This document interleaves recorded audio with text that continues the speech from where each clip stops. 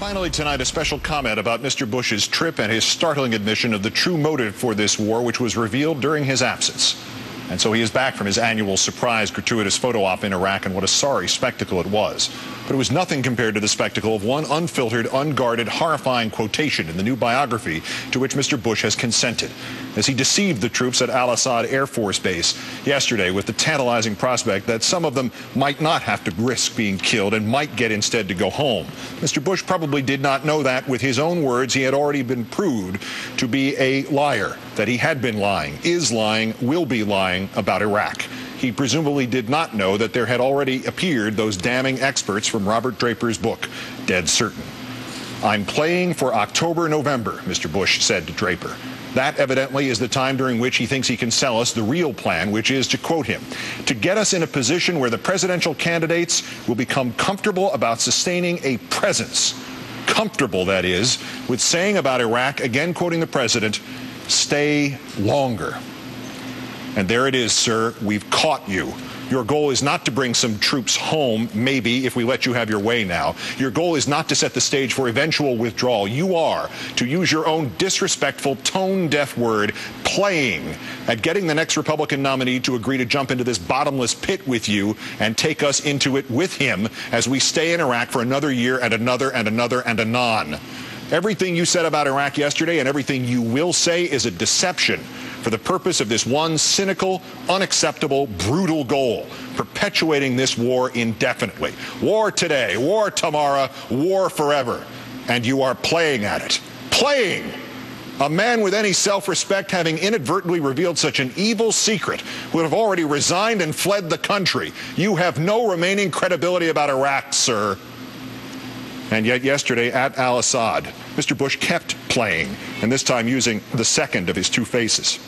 The president told reporters, quote, "They, General Petraeus and Ambassador Crocker, tell me if the kind of success we are now seeing continues, it will be possible to maintain the same level of security with fewer American forces."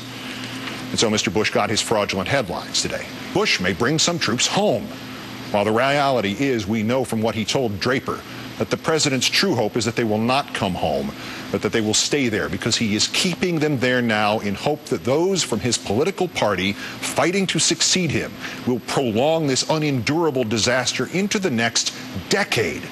But to a country dying of thirst, the president seemed to vaguely promise a drink from a full canteen, a promise predicated on the assumption that he is not lying.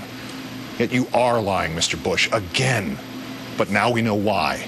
You gave away more of yourself than you knew in that Draper book, and you gave away still more on the arduous trip back out of Iraq. Hours in the air without so much as a single vacation. If you look at my comments over the past 8 months, you told reporters, it's gone from a security situation in the sense that we're either going to get out and there will be chaos or more troops. Now the situation has changed, where I am able to speculate on the hypothetical. Mr. Bush, the only hypothetical here is that you are not now holding our troops hostage. You have no intention of withdrawing them. But that doesn't mean you can't pretend you're thinking about it, does it? That is your genius, sir, as you see it anyway. You can deduce what we want, we the people, remember us, and then use it against us. You can hold that canteen up and promise it to the parched nation. And the untold number of Americans whose lives have not been directly blighted by Iraq, or who do not realize that their safety has been reduced and not increased by Iraq, they will get the bullet points. Bush is thinking about bringing some troops home. Bush even went to Iraq. You can fool some of the people all the time, can't you, Mr. Bush? You are playing us. And as for the most immediate victims of the president's perfidy and shameless manipulation, those troops yesterday sweating literally as he spoke at Al-Assad Air Base, tonight again sweating figuratively in the valley of the shadow of death, the president saved for them the most egregious playing of the entire trip. I want to tell you this about my decision about troop levels. Those decisions will be based on a calm assessment by our military commanders on the conditions on the ground, not a nervous reaction by Washington politicians to poll results in the media. One must compliment Mr. Bush's writer. That, perhaps, was the most perfectly crafted phrase of his presidency. For depraved indifference to democracy, for the craven projection of political motives onto those trying to save lives and save a nation, for a dismissal of the value of the polls and the importance of the media, for a summary of all he does not hold dear about this nation or its people. Nothing could top that. As if, sir, you listened to all the calm assessments of our military commanders, rather than firing the ones who dared say the emperor has no clothes and the president no judgment.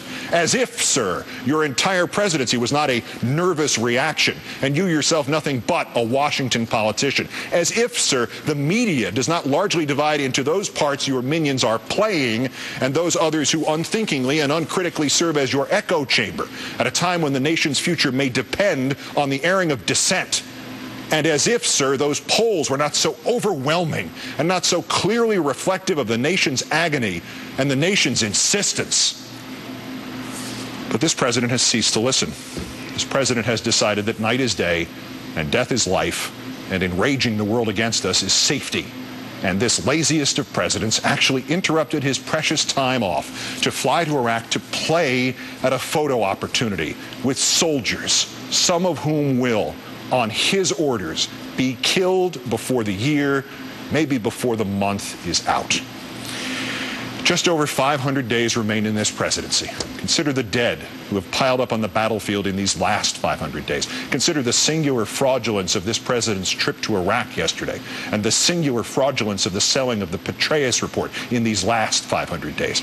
Consider how this president has torn away at the fabric of this nation in a manner of which terrorists can only dream in these last 500 days. And consider again how this president has spoken to that biographer, that he is playing for October, November, that the goal in Iraq is to get us in a position where the presidential candidates will be comfortable about sustaining a presence. And consider how this revelation contradicts every other rationale he has offered in these last 500 days. In the context of all that, now consider these next 500 days. Mr. Bush, our presence in Iraq must end, even if it means your resignation, even if it means your impeachment, even if it means a different Republican to serve out your term, even if it means a Democratic Congress and those true patriots among the Republicans standing up and denying you another penny for Iraq, other than for the safety and safe conduct home of our troops. This country cannot run the risk of what you can still do to this country in the next 500 days, not while you, sir, are playing. Good night and good luck.